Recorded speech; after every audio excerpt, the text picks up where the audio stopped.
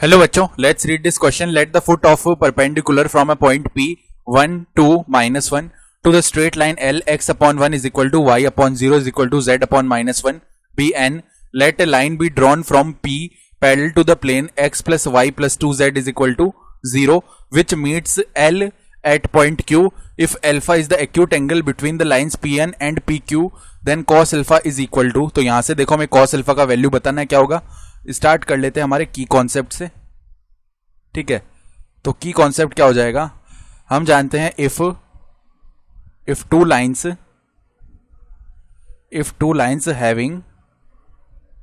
Having direction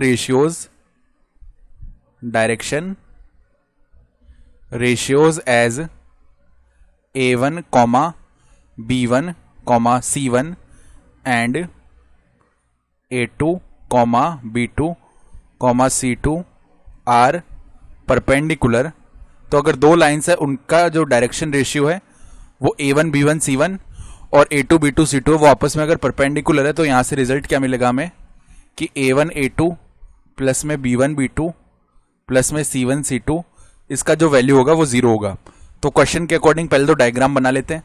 मान लो ये हमारा P पॉइंट है, इसके कोऑर्डिनेट्स दिए हुए हैं 1, 2, -1. ठीक है, और इस P से ये जो लाइन है हमारे जो इक्वेशन हमें दी हुई है तो ऐसे बना लेते हैं इससे.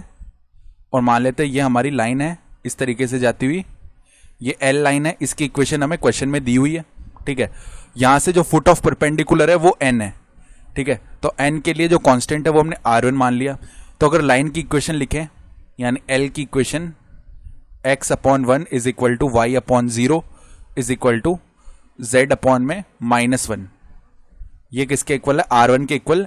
n के लिए बात कर रहे हैं. ठीक है, तो यहां से x का वैल्यू निकालेंगे वो आ जाएगा 1 मल्टीप्लाई में r1 यानी कि r1, y का वैल्यू 0 मल्टीप्लाई में r1 यानी कि 0, z का वैल्यू -1 मल्टीप्लाई में r1 यानी माइनस का r1. तो n के जो कोऑर्डिनेट्स है ना वो क्या आ जाएंगे r1, y कोऑर्डिनेट 0 और z कोऑर्डिनेट माइनस का r1. ठीक है, ये बात हो गई. ठीक बात है. अब उसके बाद हम क्या करते हैं, डायरेक्शन रेशियो लिख लेते हैं इस np के.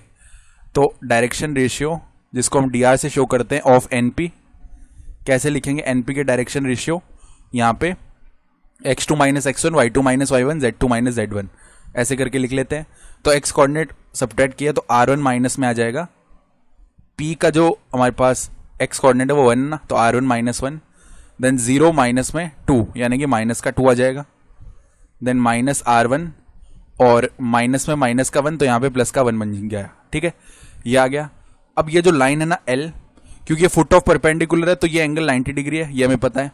ठीक है, अब इस L के लिए जो डायरेक्शन रेशियो है, डायरेक्शन रेशियो ऑफ L, तो किसी भी लाइन की इक्वेशन ऐसे दी हुई हो इस फॉर्म में x - x1 upon a is equal to y - y1 upon b is equal to z - z1 upon c, इस फॉर्म में दी हुई हो, तो जो नीचे a b c लिखे हुए थे यानी यहाँ पे 1, 0, -1 ये हमारे डायरेक्शन रेशियो होते हैं. तो 1, 0, -1. अब हम देख पा रहे हैं कि np और लाइन L आपस में परपेंडिकुलर है, तो जो की कॉन्सेप्ट में हमने लिखा है उसको अगर अप्लाई करेंगे तो क्या आ जाएगा 1 मल्टीप्लाई में r1 -1 प्लस में 0 मल्टीप्लाई में माइनस का 2 प्लस में माइनस का 1 मल्टीप्लाई में 1 माइनस r1, इसका वैल्यू 0 के इक्वल आना चाहिए. यानी यहाँ से r1 -1 और -1 प्लस में r1 इज इक्वल टू 0 आएगा, जिसका मतलब है 2r1 का वैल्यू आ जाएगा कितना 2, यानी r1 का वैल्यू कितना आ जाएगा 1.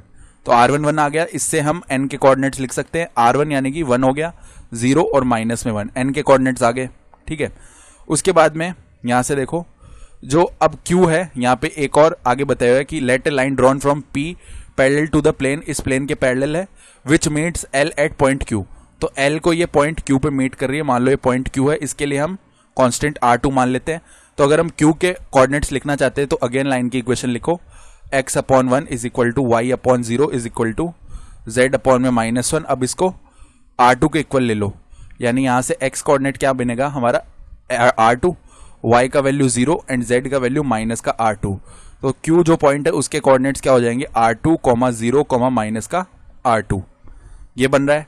अब अगर हम pq के लिखना चाहें डायरेक्शन रेशियो, तो देखो डायरेक्शन रेशियो ऑफ pq, ये क्या हो जाएगा हमारा, pq के लिए x2 - x1 किया तो r2 माइनस में 1, तो r2 -1 0 कॉमा में जीरो माइनस में 2 यानी कि माइनस का 2 आ जाएगा।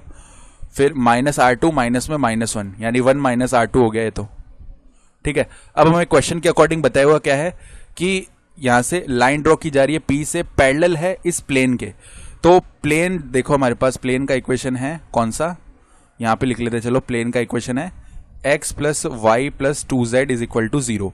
तो कोई भी प्लेन की इक्वेशन दी हुई हो और इसके नॉर्मल के डायरेक्शन रेशियो अगर हमें लिखने हो तो x, y और z के जो हमारे कोफिशिएंट्स हो रहे हैं, ठीक है, वही क्या होते हैं, नॉर्मल के डायरेक्शन रेशियो। तो डायरेक्शन रेशियो ऑफ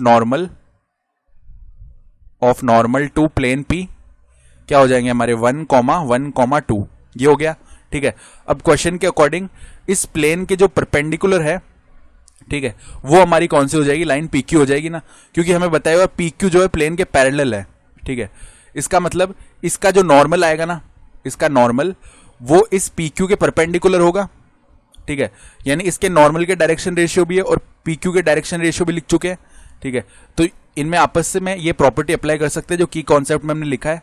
तो 1 मल्टीप्लाई में आ जाएगा R2 माइनस 1, देन आगे देखो क्या है, 1 मल्टीप्लाई में माइनस का 2 आ जाएगा, प्लस में 1 मल्टीप्लाई -2, और बाद में 2 मल्टीप्लाई में प्लस में 2 मल्टीप्लाई में 1 माइनस R2, इसका वैल्यू 0 आएगा।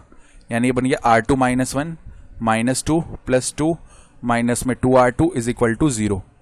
-2 प्लस 2 0 हो गया।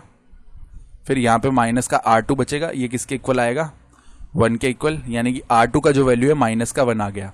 यानी Q के जो कोऑर्डिनेट्स है वो हो जाएंगे -1, -0, माइनस ऑफ -1 यानी 1 हो गया, ठीक है। अब हमारे पास n के कोऑर्डिनेट्स भी हैं, Q के कोऑर्डिनेट्स भी हैं, P के कोऑर्डिनेट्स भी हैं। तो पहले तो अगर हम n p निकालना चाहें तो देखो क्या आएगा, square root of x2 minus x1 का होल स्क्वायर। तो n के कोऑर्डिनेट्स है हमारे पास 1, 0, -1, तो 1 - 1 का होल स्क्वायर, देखो 1 - 1 का होल स्क्वायर, देन उसके बाद में 0 माइनस में 2 का होल स्क्वायर, 0 - 2 का होल स्क्वायर, देन प्लस में -1 माइनस में -1, तो इवेंचुअली -1 + 1 आएगा उसका होल स्क्वायर। इसको सॉल्व करते हैं तो यहाँ पे क्या बन जाएगा, 0 का स्क्वायर 0 प्लस में -2 का स्क्वायर 4 और यहाँ पे 0 का स्क्वायर 0, यानी ये बन गया 2, ठीक है। और उसके बाद अगर हम निकालना चाह रहे हैं यहाँ से किसका वैल्यू, PQ का वैल्यू, तो PQ भी लिख सकते हैं। देखो PQ इज इक्वल टू क्या आएगा, square root of x2 minus x1 का होल स्क्वायर, यानी -1 इसका होल स्क्वायर, प्लस में देखो आगे 0 माइनस में 2, तो 0 - 2 का होल स्क्वायर, प्लस में अब यहां से 1 माइनस में -1 है, तो 1 माइनस में -1 यानी 1 + 1 इसका होल स्क्वायर। ये बन गया हमारा -2 का स्क्वायर यानी 4, यहां भी 4 और यहां भी 4, ठीक है। 4 × 3 बनेगा, रूट के अंदर 4 × 3 बन गया, रूट ऑफ 4 2 होता है तो 2√3 ये आ गया। अब क्वेश्चन के अकॉर्डिंग ये जो एंगल है ना, ये वाला angle, acute angle between PN and PQ, तो ये वाला एंगल अल्फा दिया हुआ है, ठीक है। अब इस ट्राइंगल में, ट्राइंगल PNQ में अगर हम cos अल्फा लिखना चाहें तो cos अल्फा कैसे लिख सकते हैं, बेस अपॉन में हाइपोटेन्यूज। तो इस केस में क्योंकि एंगल यहाँ पे अल्फा है ना, तो NP तो बेस हो जाएगा और PQ हाइपोटेन्यूज हो जाएगा, तो NP अपॉन में PQ हो जाएगा, ये NP अपॉन में PQ। NP का वैल्यू हम निकाल चुके हैं 2 और PQ का वैल्यू है 2√3, 2 से 2 डिवाइड हो गया यानी 1/√3 cos अल्फा का रिक्वायर्ड वैल्यू हो रहा होगा। तो ऑप्शन देखें तो ऑप्शन सी जो है यहाँ से करेक्ट हो जाएगा। I hope you understood this explanation, best of luck.